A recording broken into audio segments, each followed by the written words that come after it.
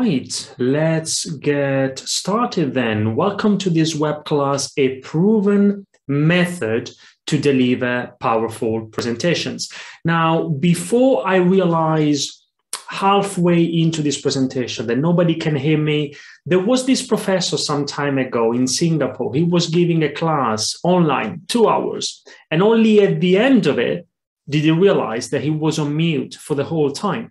So I don't want to make the same mistake. Could you please type yes in the chat if you can see me, if you can hear me? Jade, great to see you. Thank you very much. And the others as well. Holly, I think we've got lots of people from Smooth Digital today, which is great. I see Hans as well. Fantastic. And for those of you who are from Smooth Digital, then we'll see each other face-to-face in person in September. And so let's get started. Today, the keyword is delivery. I want to show you a method for you to be able to deliver your presentations in an effective way. So today, it's not about the way you develop your content when presenting. It's not about slide design. It's just about the way you deliver your content. And the reason why that's important is because you can have the greatest idea, product, service in the world. But if you can't communicate your ideas, then it doesn't matter. Say, for example, that you've developed a fantastic presentation from a content perspective. If the way you deliver your content is not very effective, it's a bit like having a Ferrari without knowing how to drive. It doesn't make sense, right? If you have that fantastic car, which is your great message, you need to be able to drive it. You need to be able to deliver your message in a way that's comfortable and convincing. And that's what we're going to talk about today. Now, before we really get started, just a couple of house rules here on Zoom. You'll see this is going to be a dynamic dialogue. I would love for this session to be as interactive as possible. So there are a couple of things we can all do. The first one, like Hans is doing. Hans, thank you very much again. Now, you don't have to, of course, but for the others, if you feel like it, especially if you're dressed in this part of your body, why not? If you want to show us how beautiful you are, if you want to turn your webcam on, you don't have to, of course, but if you feel like it, that would be fantastic. The other thing is that from time to time, I'm going to ask you some questions. And every time I do, there is no right or wrong answer. Everybody is on mute at the moment. I do that just to preserve sound quality. But every time I ask a question, please do use the chat here on Zoom. Let me know what you think. Share your experiences, and that way we'll make it more interactive. And I'm planning to talk for about half an hour so that we've got some time at the end for any questions. And here is my first question to you. What's your main challenge? Let me know in the chat. Think about it. If you think about the context of delivering a presentation, it could be online, as I'm doing now. It could be in person. So you are in front of an audience and you need to communicate your ideas. Let me know in the chat. What's your main challenges, obstacles, questions that you may have from a delivery perspective? Give me something in the chat. So Hans says, making a delivery more engaging. We're going to talk about that today. What about the others? So it's not about the content, remember? It's not about slide design. From a delivery perspective, what is it that could be seen as a challenge, as an obstacle, as an issue, as a question that you have? Nisha says, nerves gets the better of me. Nisha, if you feel nervous before presenting, you are not alone. Mark Twain said that there are only two types of speakers, those who get nervous and those who are liars. So you're not alone, Nisha. Kabi, tone of voice. Okay, perfect, spot on. I see, thank you very much. I see that every day at schools, conferences, business meetings, online now. And you see, it's important to understand what the challenges are, like simplify your message, again, Hans, so that we can fix them. And if you want to fix them, if you really want to improve your ability to deliver your message effectively, then what you need is a method. Success in public speaking depends on the method, the approach you use, not on how hard you try. So better method, more success. much better method, much more success. So today I want to give you a method. Before I do, for those who don't know me, just a super quick intro from my side. My name is Andrea. I'm a presentation coach. I'm the founder of Ideas on Stage in the UK. I'm in London, but we are also in Paris, Milan, Barcelona, and LA in the US. In the last 12 years, we've been working with thousands of clients, from small business owners and professionals and their teams to companies like Microsoft, Lacoste, the World Bank. We've been coaching more than 500 TEDx speakers so far. And we specialize in working with established business owners and their teams who want to grow their business and increase their influence through great presenting. My mission is to change the way people think about presenting. And my vision for the next 10 years is to help 1,000 purpose-driven entrepreneurs and their teams become the best presenters in the industry, become the best presenters they can be, so they can grow their business, increase the influence, and make a positive impact in the world. But enough about me. We are here to talk about a method.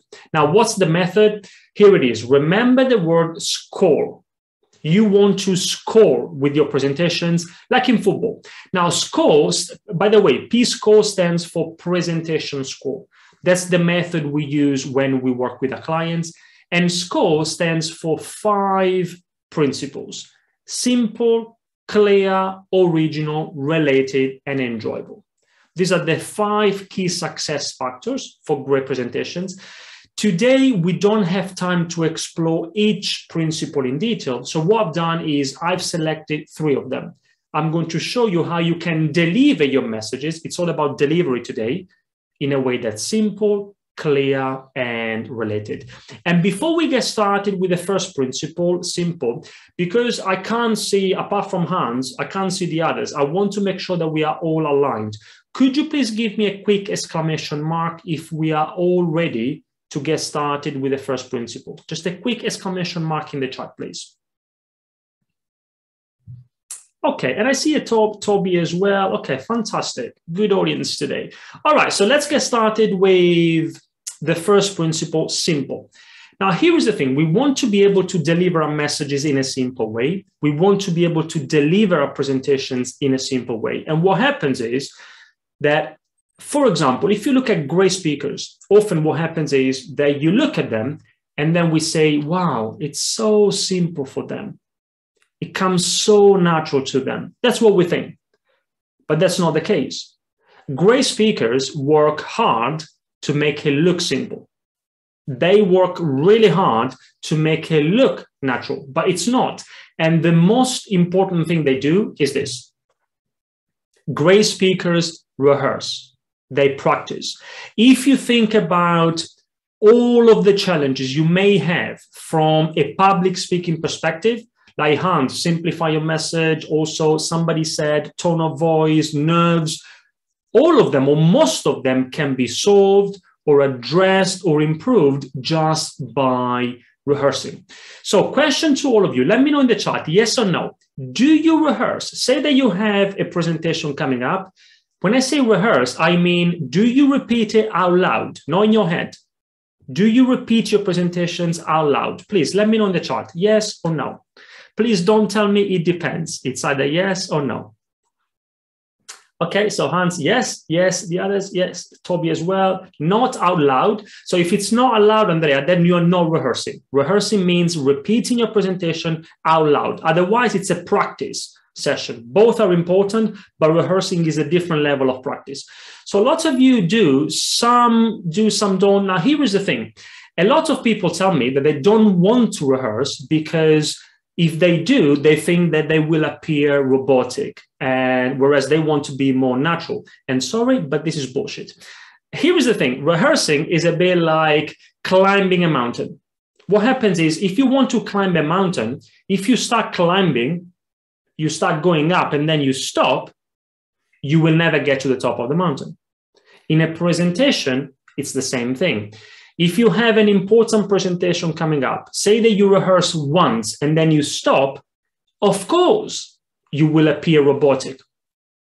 But when you appear robotic, it's not because you have rehearsed, it's because you haven't done enough.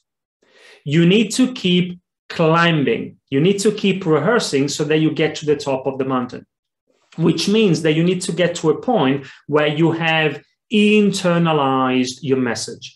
This is not about memorizing, but it is about internalizing your content. You need to own your content. Only if you own your content can you then start thinking about the best way to deliver it. You will never be able to improve your delivery skills if you haven't internalized your content. What do you think? How many times should we rehearse for us to be able to get to the top of the mountain, for us to be able to internalize, to own our content? Let me know in the chat. Most of you told me that you do rehearse. How many times do you do it? Holly says 3. What about the others? 5, Aisha, yeah. 3 to 5 times, as much as I can. 15 times, Toby. You see, that's great because you're right. There is no magic number. What works for me doesn't necessarily work for all of you or for some of you, but I can tell you that based on experience, my own experience, also my experience with clients, it is very, very hard, if not impossible, to get to the top of the mountain, to internalize, to own your content, unless you have rehearsed at the very least 3 times. Okay, so keep it in mind. Now, let's look at another principle, the second for today, clear. You want to be able to speak clearly when delivering a presentation. And what you can do is you can change the way you use your voice to do that, to speak clearly. Voice is a very powerful communication tool. Today, by the way, when it comes to online presenting, your voice is one of the most powerful tools you have, whether you are aware of it or not. And what great presenters do is they have the courage to slow down. You need to have the courage to slow down and to take pauses from time to time. Dale Carnegie said that silence is one of the most eloquent things in the world. And I love that because you've got silence on one side and eloquence on the other, which is all about speaking. So it looks like a contradiction, but it's not. Silence is one of the most eloquent things in the world, which means that you can say a lot without saying anything. You can say a lot without saying anything. Now, it's a bit like throwing stones out in the water. Have you ever played this game? I come from Italy, from a small town in Italy on the seaside, and I used to play that game a lot as a kid. What happens is that if you throw a stone out in the water, if you do it very fast, the stone remains flat. And so what happens is that the stone will skim across the surface of the water. Boom, boom, boom, boom. It doesn't sink in. It doesn't land in the water. Whereas when you do it, if you don't do it very fast, the stone doesn't remain flat, and so it lands in the water. Now, in a presentation, your words, your messages are like stones. If they come out too quickly, your audience won't be able to digest them. So you need to make sure that your words, your messages are like rocks, and give each of them time and power so they sink in. So the audience will be able to digest them, understand them, and remember them. When you do that, you achieve 3 key benefits. When you slow down, when you pause before or after a key message, 3 key benefits. First of all, you give your audience time to think about what you've just told them. That's the first benefit. The second benefit is that you give also yourself, as the presenter, time to think about what to say, what to show, what to do next. And also, every time you slow down, every time you pause, for example, before or after a key point, that increases the impact of that message. If you have a very important message that you want to get across, but if you rush it, no pauses, you don't slow down, you speak too fast, then your audience won't be able to digest it. That message won't be as impactful for the audience. Whereas if you give me the message and then you pause, that increases the impact of that message. Of course, if you've got something really stupid to say and then you pause, that increases the stupidity of what you said. So we need to be careful. But in general, silence is one of the most eloquent things in the world. Remember, with slowing down and pausing, you can say a lot without saying anything. Now, just out of curiosity, in the chat, can you give me either a 1 or a 2? 1 means that based on your experience, based on your own awareness, maybe if you watched a recording of yourself, or maybe based on the feedback that you got so far, 1 means that you are already doing that well. You are already slowing down. You're not speaking too fast. You are making the right pauses to amplify your message. Type 2 instead if you think that maybe, just maybe, we've got some room for improvement. Please let me know in the chat. Okay, I see a few 2s. So we do have some room for improvement. Okay, so then in that case, let's continue with the last principle for today. Before I do, let me just mention this in case anybody's interested. If you are interested in these ideas, then stay tuned, because at the end of this session, I will give you the opportunity to express your interest in a free consultation, which is a one-to-one consultation, 1 hour with me. But I'll give you more information later. For now, let's continue with the final principle for today, related, which means from a delivery perspective, that your delivery has to be related to your audience. So you need to make a strong connection with the audience. Now, there are many things you can do. Before, we said that you can change the way you use your voice to communicate your messages in a clear way. Now, you can also change the way you use your body to make a strong connection with your audience.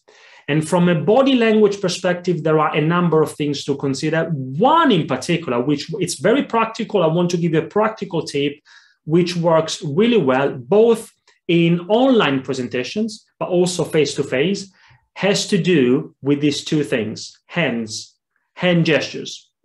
Now, this is an interesting one, because if you think about it, most people don't know what they need to do with their hands when speaking in public. But when you talk to a friend, you never think about what you're doing with your hands, right? Never, because you know what you're talking about. Whereas as soon as we are talking about more of a formal dynamic, a formal presentation, often these 2 things start taking on a life of their own. We don't know what to do with them. If you've ever asked yourself, what should I do with my hands when presenting? There are 3 key options. There are 3 key things you can do. 1 option for you is to do nothing. You don't have to move your hands all the time. And it is 1 option. Another option is that you move your hands without thinking about what happens. And I can promise you, if you are prepared, so you see, we are connecting the dots today. If you've rehearsed, if you have internalized your content, that will naturally happen. You move your hands without thinking about what happens. And that's the second option. The third option is that you move your hands with intention or with purpose, which means that you connect your hand gestures to the message you want to get across. This is an example of an intentional hand movement. I'm connecting my gestures to the message I want to get across. Or I could tell you that you've got 3 options. There are 3 key things you can do with your hands. This is another example of an intentional hand movement. Or we could talk about the differences between online presentations and face-to-face presentations. This is another example, you see? Now, the secret for you is to find the right balance among these 3 options, which means that within the same presentation, sometimes you do nothing with your hands. You don't have to move them all the time. Sometimes you move them without thinking about what happens. And if you are prepared, that will happen. And then another very practical tip for you, what you can do as you rehearse your next presentations, you can and you should plan 5 intentional hand movements, hand gestures that are connected to the message you want to get across. If you do that, if you plan those gestures in advance, 5 of them, and if you are prepared, that will help you find the right balance between doing nothing, moving them without intention, and moving them with intention or purpose. The idea here is that the more you move your hands, the more dynamic you will be. I always tell my clients in the UK and my international clients, now I'm Italian, and so speak Italian with your hands. Now, they say that we use our hands a lot, maybe too much. Of course, you don't want to do it too much, but the more you move your hands, the more dynamic you will be. Also, connecting these with the other principle, clear, we talked about voice. The more you move your hands, the more your voice will reflect it. I'll give you a quick example. If you think about voice-over artists, what they do is you don't see them when they do their voice-over projects, but often they stand up when they speak and they move their hands, even if they know that nobody can see them.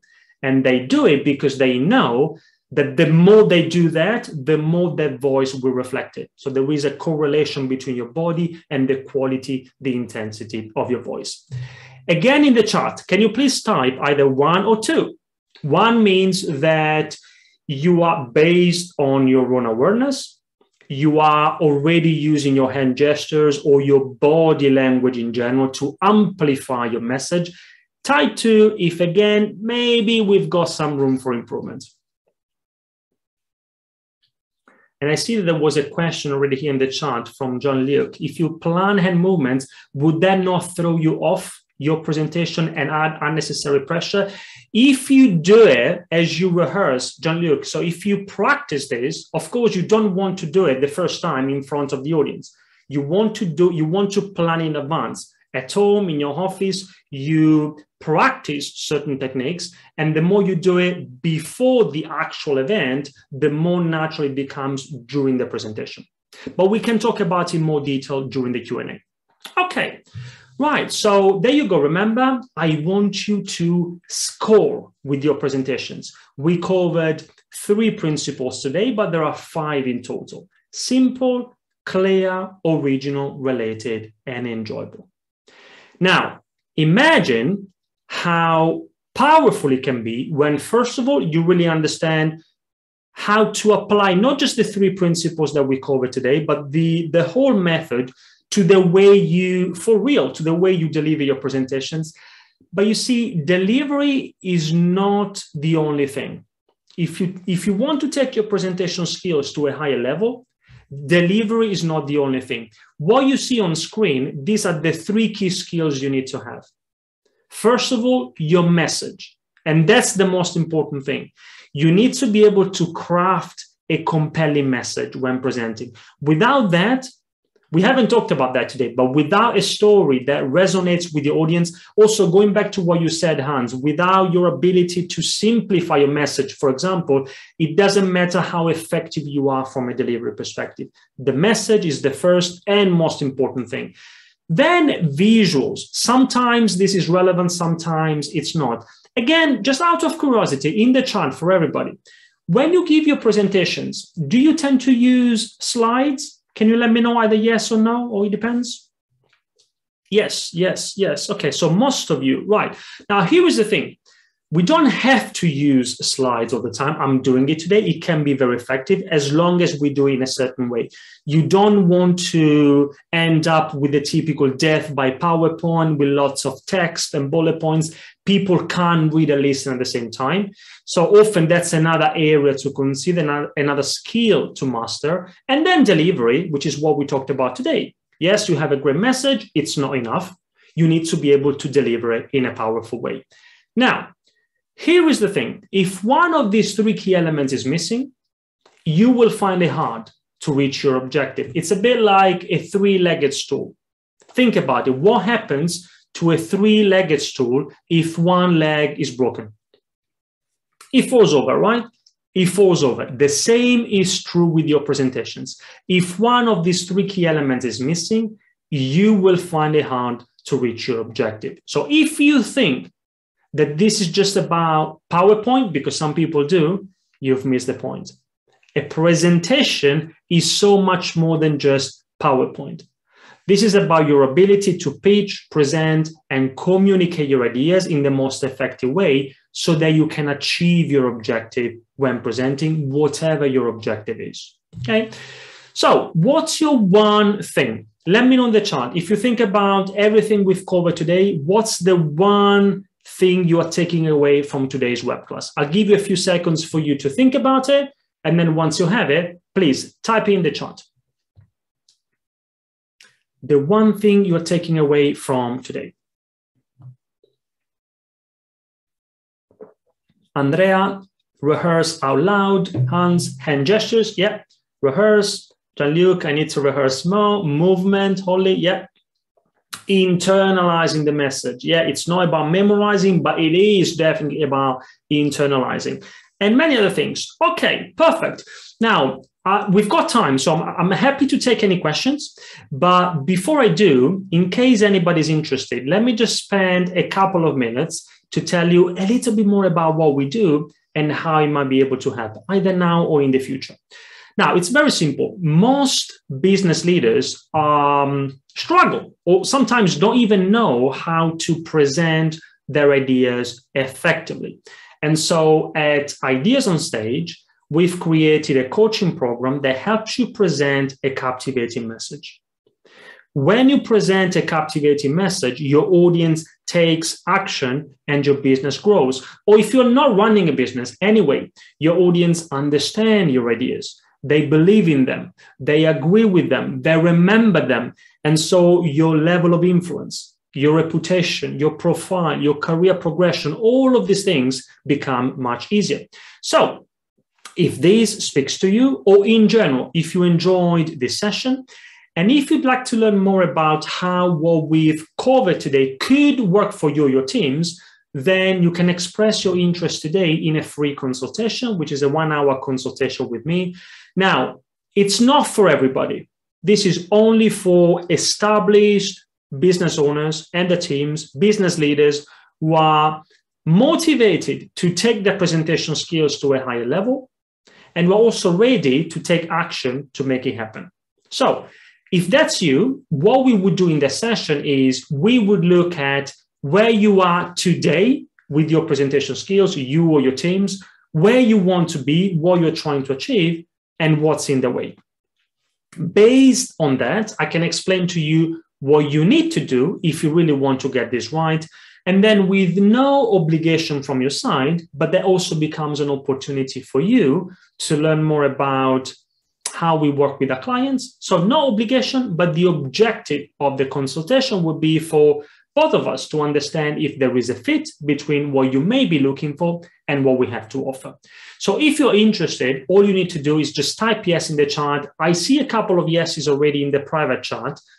Up to you, you can express your interest in the private chat, public, as you prefer. Just to clarify though, if you type yes, first of all, you are not committing to anything. You're just expressing your interest. And also, that doesn't mean that we will go ahead with a consultation.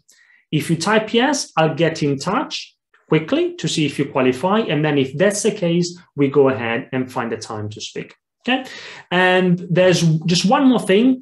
If you want to be part of a community of business leaders, professionals who are interested in these ideas, presentation skills, public speaking, leadership communication, we have these private community Facebook group. We call it Business Presentation Revolution, which is also the title of a book, Business Presentation Revolution. This is a private book, not a private book, sorry, a private group. So if you want to be part of it, just there is a link here. So feel free to request access to it and then we'll approve it for you. And that's it. There's one more thing I'd like to share with you, but I can do that later. For now, I would be very happy to take any questions. So what questions do you have? And now, Hans, do you have a question? Yeah. If you do, feel free to unmute yourself and we can have a bit of a chat. For the others, up to you. If you have a question, if you want to unmute yourself later after Hans, feel free to do that. If you want to type your questions in the chat, that's also fine, as you prefer. What's your question, Hans? Thank you. So thank you for today's session. I was interested in, so we do webinars, but we tend to write our scripts and perform our scripts. And then what I was hearing from you about the hand gestures, I was wondering whether you advocate always learning your scripts from heart and delivering it from memory, or whether it's still okay to implement the things you were saying, hand gestures and everything, but following a script as you talk. Yeah. So unless it works for you, memorizing is not what I recommend. Unless it works for you or for your team, Hans. For some people it works, but for very few people can memorize a script. Very few people can learn it by heart, while at the same time being able to deliver it in a natural way. Some people can, but very few people. In my experience, Hans, there are two types of speakers. You have the memorizers and the improvisers. The memorizers, as you said, they like to have a script word for word and they want to learn it by heart. And the improvisers prefer to have more freedom. And it's a spectrum, by the way. So it's not that you are either 100% a memorizer or 100% an improviser. Maybe you are somewhere in between. Maybe you are more of a memorizer. Maybe you are more of an improviser. But here is the thing. It doesn't really matter whether you are a memorizer or an improviser. I would always encourage you, and I would always encourage anybody to rehearse, going back to what we said. And especially for improvisers, it doesn't matter if every time you rehearse, you say different things. That's fine. You use different words, different language, because you are improvising a little bit. But I can promise you that whatever you say will be much more powerful the fifth time or the third time than the first. So no, Hans, I wouldn't recommend memorizing learning by heart unless it works for you. But what I'm recommending is internalizing. It's slightly different. And if you rehearse a few times, you will get to the top of the mountain. You will own your content, even if you haven't learned it by heart. Does that answer your question, Hans? Yeah, that's really helpful and reassuring. Thank you. Okay, fantastic. So let's see if we've got something else. Jean-Luc, do you believe that online meetings have changed how we present in comparison to in-person meetings? Okay, so that's a very relevant question, Jean-Luc, and I hope I'm pronouncing everybody's names correctly. If I'm not, I apologize in advance. But anyway, going back to your question now, on the one hand, I would say no. On the one hand, yes, there are some key differences. I say no in that whether it's online or in person, it's all about your ability to develop a compelling message, a story that resonates with the audience. And the techniques for you to be able to do that go back to Aristotle. They go back to 2,000 years ago. They have nothing to do with today's world when it comes to storytelling and presenting and crafting a compelling message. On the other hand, though, yes, there are some key differences. For example, before we talked about hand gestures. Now, there is one thing that we need to consider when it comes to body language and hand gestures, something that we need to do in an online meeting, in an online presentation like today, for example, that you don't have to do face-to-face.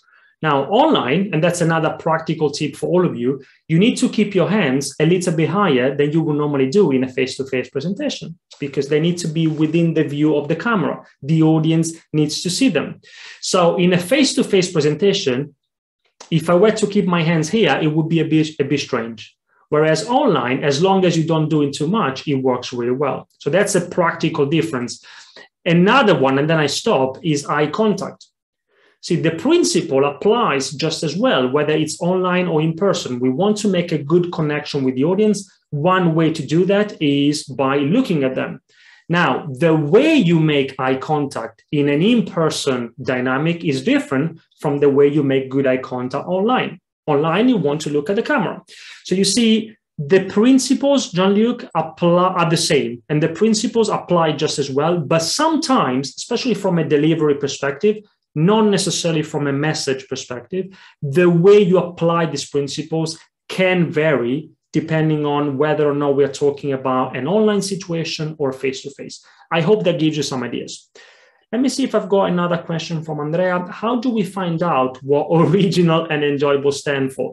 You need to work with me if you want to do that. Unless, I don't know, Andrea, if you, because I can't see all the email address. If you are, just in case you are part of Smooth Digital, we are going to do a workshop for you in September. We can go into more detail. Quickly, I can tell you that original is about, you are, okay, perfect. So for everybody else, original is about being yourself. And it sounds like a cliche, but it's not. A lot of people think that they need to be like Steve Jobs, or they need to be this, they need to be that. No, you want to be yourself with your own style. Oscar Wilde said, be yourself because everyone else is already taken.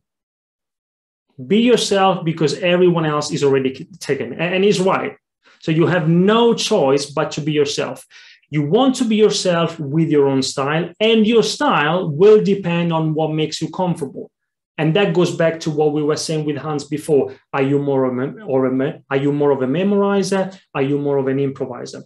And then quickly, enjoyable. Now, you can deliver your messages in an enjoyable way by trying to become a dynamic vocal speaker. Before we said that you can change the way you use your voice. And we just talked about one technique, which is slowing down and making pauses. But you can do other things. For example, you can punch the most important words sometimes. You can over-articulate a key word that you want to emphasize. So now I'm over-articulating the word over-articulating. You can make them longer to emphasize them. You can go up in volume if you really want to emphasize something. And you can achieve the same benefit, the same result by going down in volume.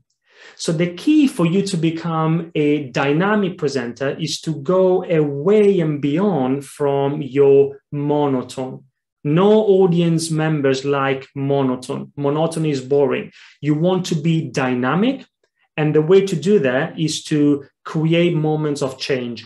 Anything you can do with your voice, with your facial expressions, with your body to be more dynamic, will make sure that your presentations will be more enjoyable. And then I need to stop because then it's a longer journey and I can't spend 10 minutes with my answers. So, but I hope, Andrea, I hope it gives you some ideas. Let me see if there is another one here. How do you motivate yourself to continue through an online presentation when people don't have the camera on? Is it better to keep looking at the camera or at the screen? You're right. Presenting online from this perspective is more challenging than the dynamic you experience in a face-to-face presentation. And unfortunately, there is nothing we can do.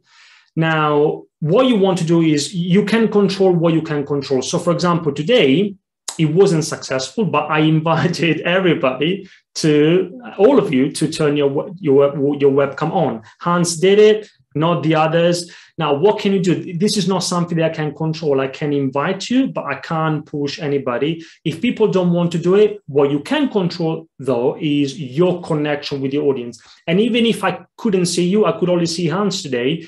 And I don't want to take me as an example, but I try to look at the lens of the camera as much as possible because I know that you are there. So you don't want to look at the screen, Adolf. Okay, now for a moment I saw Adolf. You don't want to look at, now I'm looking at the screen, or I could look at my slides, but that's not where your audience is. You want to make a good connection with them, and you do it by looking as much as possible. I wouldn't say 100% of the time, but at least 80 or 90% of the time there, because that's where your audience is. Okay, let me see if maybe we've got one or two more questions and then we need to close. I don't want to go long. So let me go with Janvi first, because Jean-Luc, I already answered one question, and then I'll get back to you if we've got time. Janvi, or Yambi, what would you recommend for monthly client meetings to keep them engaging? Well, I will need to have more details, more background here. This is a broad question, and it really depends on the context. I'm afraid it's a longer journey. Without enough context, I'm not able to answer the question. But feel free to send me an email. So you should have my email address. Feel free to send me an email with more details, and I'm happy to get back to you. Okay. And let me see, Aisha, even though I rehearse by memorizing or improvising, I struggle with using filler words. What would you suggest to improve? Absolutely. Aisha, again, I hope I'm pronouncing it correctly. Now, filler words or verbal fillers, which are things like either words like well, actually, hopefully, or verbal fillers like are.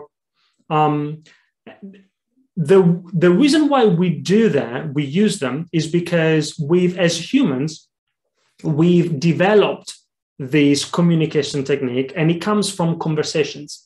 In a conversation, if I'm having a conversation with you, say one-to-one, when I'm using a filler word, it's because I'm telling you, wait, don't interrupt, it's still my turn to speak. And it's totally fine in that kind of scenario.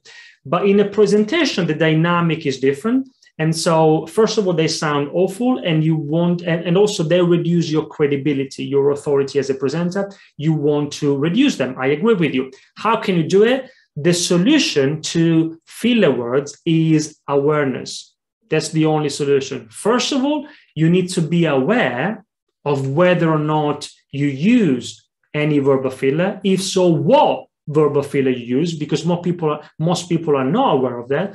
And for example, one useful exercise is to record yourself and watch the recording back, or practice, rehearse in front of your colleagues, your friends, and get their feedback. That creates awareness. Once you are aware, then it's just a matter of rehearsing. But now that you are aware, you will be able, with practice, to deliver your messages, limiting the number of filler words that you use. So I hope it gives you some ideas. Let me see if I've got time with you, maybe 1 minute for Jean-Luc. How do you reverse a negative atmosphere when presenting in a difficult or sensitive meeting? Again, I'm afraid, John, this is a longer journey. I'm very sorry, but I don't want to go long. So we just have a few seconds now, and I try to answer as many questions as possible, but this would require at least a few minutes for me to unpack in more detail. But as I said to the others as well, Jean-Luc, feel free to send me an email if you want, and then we can take it offline. Okay? For everybody, thank you very much for attending this session. I hope you enjoyed it. I hope you found it useful. For Smooth Digital, I'll see hopefully all of you in September. And I'm going to send you a follow-up email with the link to the recording. Feel free to watch it again, share it with your friends. I'm going to send you a link with additional free resources. Check it out, and all the very best again. Let's keep in touch. Ciao.